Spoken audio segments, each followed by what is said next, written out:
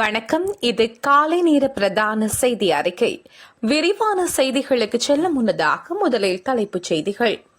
பிரதேச சபை பெண் உறுப்பினர்களை தாக்கும் பாணியில் சென்ற அர்ஜுனா வேடிக்கை பார்த்த காவல்துறை. 36 மணித்தியாலங்களுக்கு தொடர் மழை, மக்களுக்கு எச்சரிக்கை. இலங்கை பௌத்த நாடு என்பதை தமிழ் அரசியல்வாதிகள் புரிந்து கொள்ள வேண்டும். மஹிந்த அணி உபதேசம். அர்ஜுனாவுக்கு பிடியாணை, நீதிமன்றம் உத்தரவு. மாணவ சுரேஷா காப்புறுதி திட்டம் திருத்தங்களுடன் புதிய நடைமுறை அறிவிப்பு. லிட்ரோ எரிவாயு தொடர்பில் அரசாங்கத்தில் முக்கிய தீர்மானம். வவுனியா வாழ்வெட்டு சம்பவத்தில் இளைஞர் பரிதாப பலி.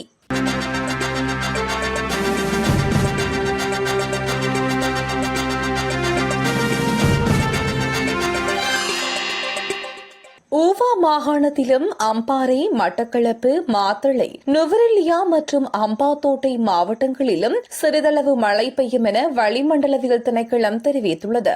நாட்டின் ஏனைய பகுதிகளில் பிரதானமாக சீரான வானிலை நிலவக்கூடும். மத்திய மலைநாட்டின் கிழக்கு சரிவு பகுதிகளிலும் வடமேல் மாகாணத்திலும் அம்பாறை, அம்பாத்தோட்டை மற்றும் மொனராகலை மாவட்டங்களிலும் அவ்வப்போது மணித்தியாலத்திற்கு 40 கிலோமீட்டர் வேகத்தில் ஓரளவு பலத்த காற்று வீசக்கூடும்.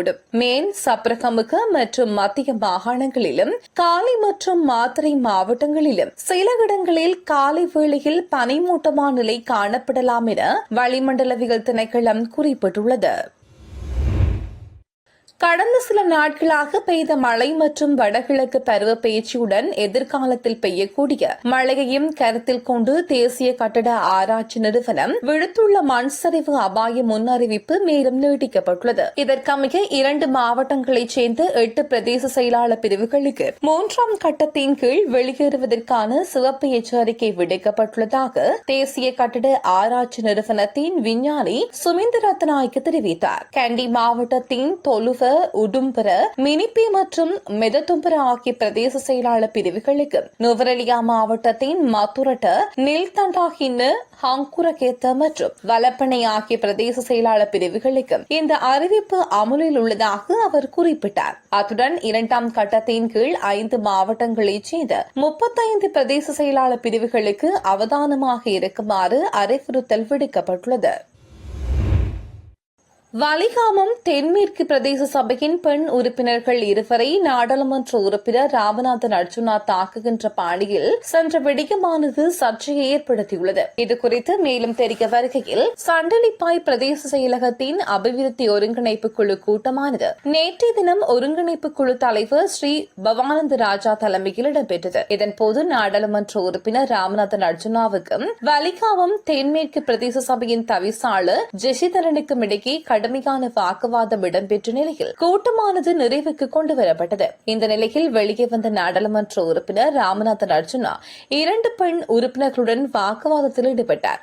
இதன்போது ராமநாதன் அர்ஜுனாவுக்கும் பிரதேச சபை பெண் உறுப்பினர்களுக்கும் இடையே கடும் வாக்குவாதம் இடம்பெற்றுள்ளது. குறித்த இடத்தில் கூடியிருந்த உறுப்பினர்கள் அர்ஜுனாவை நோக்கி எழுப்பிய கேள்விகளினால் குறித்த வாக்குவாதம் வலுத்துள்ளது. இதன்போது அங்கு கூடியிருந்த பெண் உறுப்பினர்கள் அர்ஜுனாவை நோக்கி, நாடாளுமன்ற உறுப்பினர் என்றார், முதலில் மரியாதையுடன் கதைக்க கற்றுக்கொள்ளுங்கள். தையீட்டி தொடர்பில் இங்கு கருத்து தெரிவிக்க வேண்டிய அவசியமில்லை. தையீட்டி கதை தையிட்டியுடன் சந்தர்ப்பத்துக்கு ஏற்றது போல் அரசியல் செய்து வாழாதீர்கள் என கடுமையாக விமர்சித்திருந்தனர். இது தொடர்பில் கடும் தொனியில் கருத்து வெளியிட்ட அர்ஜுனா, தையிட்டியில் போராட்டம் செய்கின்ற கூட்டம் நீங்கள்தான், இருந்தும் குளறுகிறீர்கள் என்று கூறி பெண்கள் என்று கூட பார்க்காமல் அநாகரிகமான சொற்களினால் அவர்களை திட்டியுள்ளார். இதேவேளை 5க்கும் மேற்பட்ட போலீசார் அந்த இடத்தில் நின்ற போதும் அவரை தடுக்காமல் வேடிக்கை பார்த்ததாகவும் தெரிவிக்கப்படுகிறது.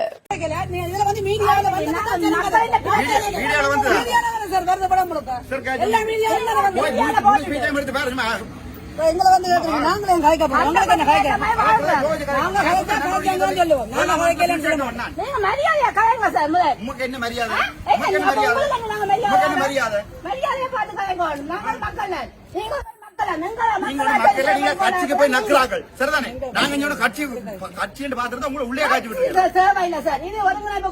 மக்களால வந்து கட்சி நீங்க என்ன மீட்டிங் வந்து உங்களுக்கு மீட்டிங் என்ன சம்பந்தம்? நாங்க சண்டை பத்தி வாழக்கூடாது உங்களை வரையில ஆண்டு சேக்குலர் போட்டிருக்காங்க. கழுத்து உள்ள எடுத்து விட்டா நான் நாங்க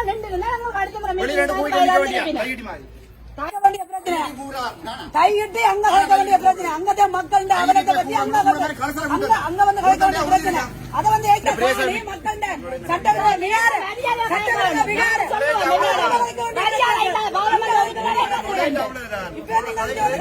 நாங்க கையத்தை பற்றி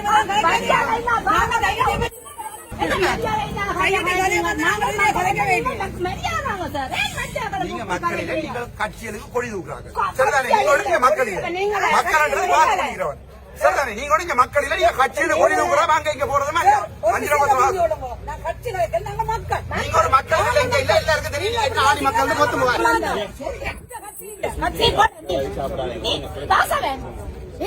சண்டை பத்தி கேட்கமே கலைக்காத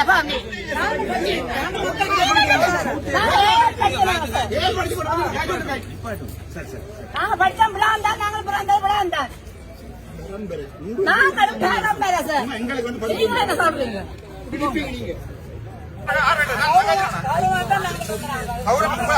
உள்ளே விட்டு கூட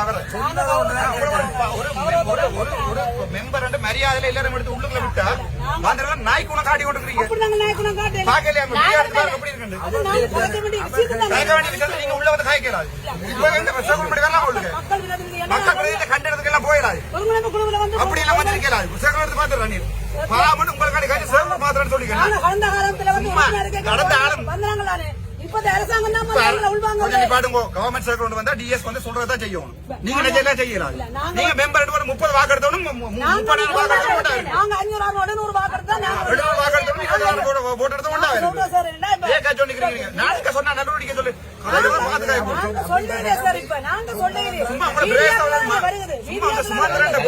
சிறிய போட்டோம் 10 வாக்கு 5 வாக்கு எல்லாரையும் கூப்பிட்டு கதைச்சு ஒரு தரம் அடுத்த நான் பாய் வர மாட்டேன் உங்களுக்கு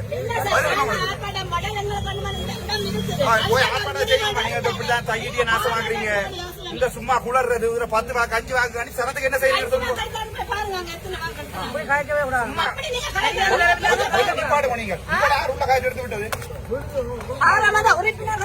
காய்ச்சி எடுத்து விட்டது உங்க இப்ப வேற வந்து காய்ச்சோயா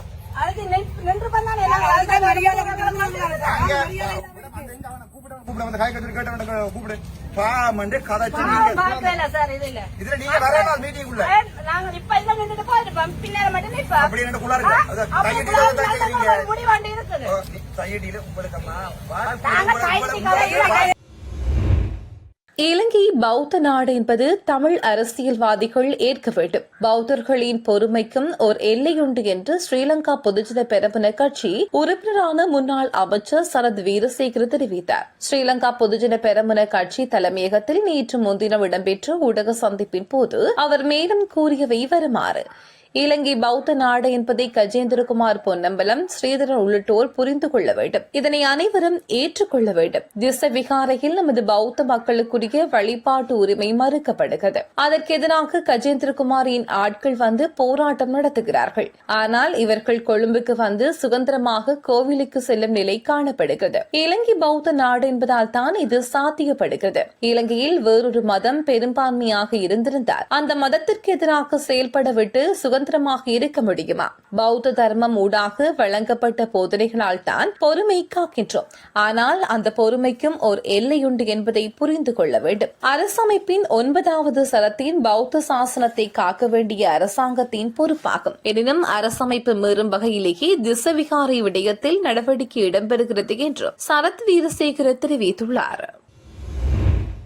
நாடாளுமன்ற உறுப்பினர் ராமநாதன் அர்ஜுனாவை கைது செய்து நீதிமன்றத்தில் முன்னிலைப்படுத்துமாறு கோட்டை நீதவான் நீதிமன்றம் நேற்று உத்தரவிட்டுள்ளது. கோட்டை காவல் நிலையத்தைச் சேர்ந்த அதிகாரி ஒருவர் தனது கடமைகளை செய்து கொண்டிருந்த போது அவருக்கு இடையூறு விளைவித்ததாக ராமநாதன் அர்ஜுனா மீது வழக்கு தொடரப்பட்டுள்ளது. இந்த வழக்கு இன்று கோட்டை நீதவான் இசுரு நெந்திகுமார் முன்னிலையில் விசாரணைக்கு எடுத்துக் கொள்ளப்பட்டது. ஏற்கனவே இந்த வழக்கில் பிணையில் செல்ல அனுமதிக்கப்பட்ட நாடாளுமன்ற உறுப்பினர் ராமநாதன் அர்ஜுனா இன்றைய வழக்கு விசாரணையின் போது நீதிமன்றத்தில் முன்னிலையாகவில்லை. இதனைத் தொடர்ந்து அவரை உடனடியாக கைது செய்து நீதிமன்றத்தில் முன்னிலைப்படுத்துமாறு நீதவான் பிடியாணை பிறப்பித்ததாக நீதிமன்றத்துக்கான எமது செய்தியாளர் தெரிவித்துள்ளார். வவுனியா வீரபுரம் பகுதியில் நேற்று மாலை இடம்பெற்ற வாழ்வெட்டு சம்பவத்தில் வவுனியா தவசிகுளத்தைச் சேர்ந்த இளைஞர் ஒருவர் பரிதாபமாக சாவடைந்துள்ளார். குறித்த இளைஞர் உட்பட சிலர் நேற்று மாலை வவுனியாவில் இருந்து வீரபுரம் பகுதிக்கு சென்றுள்ளார்கள். இதன்போது அவர்கள் மீது அந்த பகுதியைச் சேர்ந்த குழு ஒன்று தாக்குதல் நடத்தியுள்ளதாக தெரிவிக்கப்படுகிறது. இதனால் படுகாயமடைந்த இளைஞன் உடனடியாக மீட்கப்பட்டு செட்டிக்குளம் பிரதேச வைத்தியசாலையில் அனுமதிக்கப்பட்டார். அங்கிருந்து மேலதிக சிகிச்சைகளுக்காக வவுனியா வைத்தியசாலைக்கு மாற்றப்பட்டிருந்தார். எனினும் சிகிச்சை பலனின்றி அவர் சாவடைந்துள்ளார். சம்பவத்தில் தவசிகுளம் பகுதியைச் சேர்ந்த அபிஷாந்த் வயது 19 இளைஞரை சாவடைந்துள்ளார். இந்திய வெளிவிகார அமைச்சர் கலாநிதி சுப்பிரமணியம் ஜெய்சங்கர் நேற்று மாலை தமிழ் அரசியல் கட்சிகளின் பிரதிகளுடன் சந்தித்து கலந்துரையாடினார். இந்த சந்திப்பு இந்திய பிரதமர் நரேந்திர மோடியின் விசேட தூதுவராக இலங்கைக்கு மேற்கொண்டுள்ள அவரது உத்தியோகபூர்வ விஜயத்தின் ஒரு பகுதியாக இடம்பெற்றது. டிட்வா சூறாவளியால் ஏற்பட்ட பேரழிவினால் இந்திய வம்சாவளி தமிழ் மக்கள் வாழும் பகுதிகளில் ஏற்பட்ட சேதங்கள் குறித்து சமூக தலைவர்கள் தங்களது மதிப்பீடுகள் மற்றும் நிலைமைகளை அமைச்சர் ஜெய்சங்கரிடம் விரிவாக எடுத்துரைத்தார். இதன்போது டிட்வா சூறாவளிக்கு பின்னரான மீட்பு, புனர்வாழ்வு மற்றும் மீள்கட்டுமான நடவடிக்கைகளுக்காக இந்தியா முன்மொழிந்துள்ள விரிவான உதவி திட்டங்கள் குறித்து இந்திய வெளிவிகார அமைச்சர் விளக்கினார். குறிப்பாக உட்கட்டமைப்பு வசதிகளின் மீளமைப்பு, வாழ்வாதாரங்களை பாதுகாத்தல் மற்றும் பாதிக்கப்பட்ட சமூகத்தின் வாழ்க்கையை இயல்பு நிலைக்கு கொண்டு வருவதற்கான இந்தியாவின் உறுதியான அர்ப்பணிப்பை அவர் வலியுறுத்தினார். மலையக தமிழ் அரசியல் கட்சிகளின் பிரதிநிதிகள் அனர்த்த காலத்தில் இந்திய அரசு வழங்கிய உடனடி உதவிகளுக்கும் தொடர்ச்சியான ஆதரவுக்கும் தங்களது நன்றியை தெரிவித்ததுடன் நாடுகளுக்கு இடையிலான இத்தகைய மனிதாபிமான ஒத்துழைப்பு பாதிக்கப்பட்ட மக்களின் நலனுக்கு மிக முக்கியமானதாகும் என்றும் தெரிவித்துள்ளார்.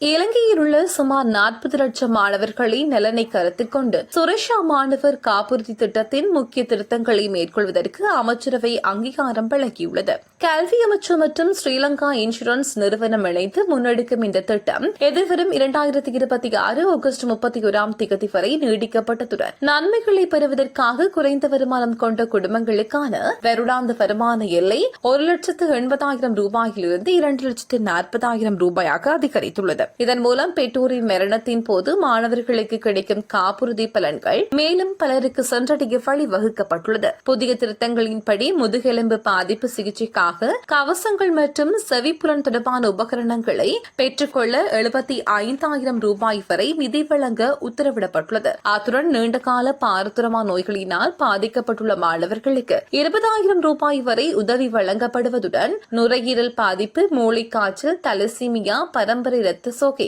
அரிவால் உயிரணு இரத்த சோகை ஆகிய 5 நோய்களும் இந்த காப்புறுதி பட்டியலில் புதிதாக இணைக்கப்பட்டுள்ளது. லிட்ரோ எரிவாயு நிறுவனத்திற்கு தேவையான புதிய எரிவாயு கொள்கலன்களை கொள்வனவு செய்ய அமைச்சரவை அங்கீகாரம் வழங்கியுள்ளது. நாட்டில் உள்ள எரிவாயு விநியோகத்தை தடையின்றி முன்னெடுக்க ஜனாதிபதி முன்வைத்த யோசனைக்கு அமைச்சரவை ஒப்புதல் அளித்துள்ளது. இதன்படி 2025 ஆண்டு முதல் 2027 ஆண்டு வரைக்கான காலப்பகுதிக்காக வாழ்வு பொருத்தப்படாத 4 வெவ்வேறு அளவிலான வெற்றி எரிவாயு கொள்கலன்களை கொள்வனவு செய்ய தீர்மானிக்கப்பட்டுள்ளது. இதற்காக இலங்கை தர நிர்ணய கட்டளைகள் நிறுவனம் பதிவு செய்யப்பட்ட விநியோகஸ்தர்களிடமிருந்து சர்வதேச ரீதியில் போட்டி விலை மனு கோரப்பட்டுள்ளது. இதன்படி பெறப்பட்ட விலை மனுக்களை மதிப்பீடு செய்த உயர்மட்ட நிரந்தர பெருகை குழு குறைந்தபட்ச விலை மனுவை முன்வைத்த MN Saham 3 mental pressure container public limited என்ற நிறுவனத்தை பரிந்துரைத்துள்ளது. நிதி திட்டமிடுதல் மற்றும் பொருளாதார அபிவிருத்தி அமைச்சர் என்ற ரீதியில் ஜனாதிபதி சமர்ப்பித்த இந்த யோசனைக்கு அமைச்சரவை தற்போது அங்கீகாரம் வழங்கியுள்ளது. தேசிய மக்கள் சக்தியின் நாடாளுமன்ற உறுப்பினர் சாந்த பத்மகுமாரவினால் தான் தாக்கப்பட்டதாக தெரிவித்து சூரியகாந்த காவல்துறை நிலையத்தைச் சேர்ந்த காவல்துறை உத்தியோகஸ்தர் ஒருவர் பணியிலிருந்து இடைநிறுத்தப்பட்டதாக தெரிவிக்கப்பட்டுள்ளது. நாடாளுமன்ற உறுப்பினர் சாந்த பத்மகுமார் தன்னை தாக்கியதாக குறித்த காவல்துறை உத்தியோகஸ்தர் குற்றம் சாட்டியிருந்த நிலையில் அவர் மீது சுமத்தப்பட்ட 3 குற்றச்சாட்டுகள் தொடர்பில் முன்வைத்ததாக கைது செய்யப்பட்டிருந்தார். பின்னர் குறித்த காவல்துறை உத்தியோகஸ்தர்கள் நீதிமன்றத்தினால் பிணையில் செல்ல அனுமதிக்கப்பட்டார். இந்த நிலையில் அவருக்கு எதிராக முன்வைக்கப்படவுள்ள ஒழுங்காற்று விசாரணைகளை முன்னிட்டு அவர் பணியிலிருந்து இடைநிறுத்தப்பட்டுள்ளதாக காவல்துறை தலைமையகம் தெரிவித்துள்ளது. இதுபோன்ற செய்திகளை தெரிந்து கொள்ள யாழ் டிவி நியூஸ் சேனலை சப்ஸ்கிரைப் செய்து அருகே இருக்கிற பெல் பட்டனையும் கிளிக் செய்து கொள்ளுங்க. மேலும் இதுபோன்ற செய்திகளை உடனுக்குடன் தெரிந்து கொள்ள யாழ்டிவி.com எனும் இணையதளத்தின் வாயிலாக எங்களோடு இணைத்துக் கொள்ளுங்கள்.